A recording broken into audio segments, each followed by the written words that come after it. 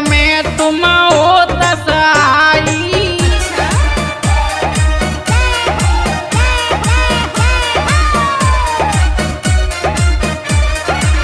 लक्ष्मण के लय प्राण बचाई।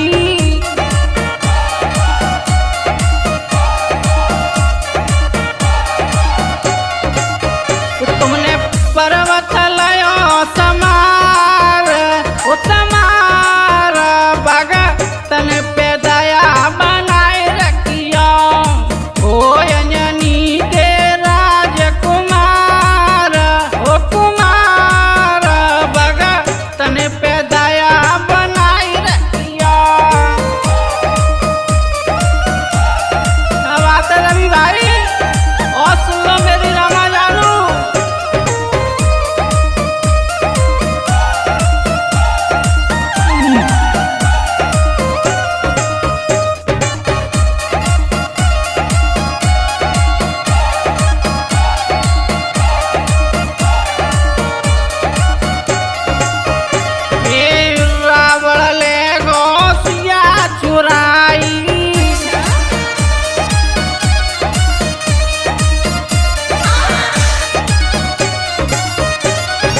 सुनो अनुमत कहे रघुराई।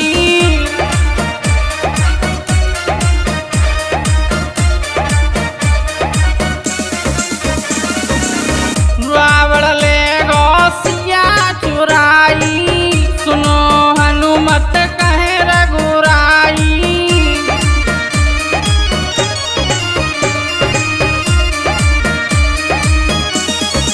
अनुमत करो समुंदर पार वो पार नग तने को दया बनाए रखियो।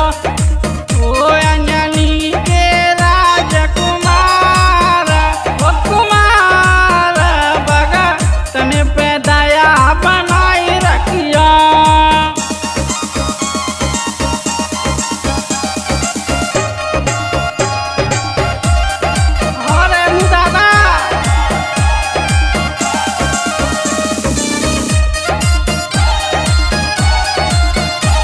और मेरे बड़े भाई राहुल जैन अम्बा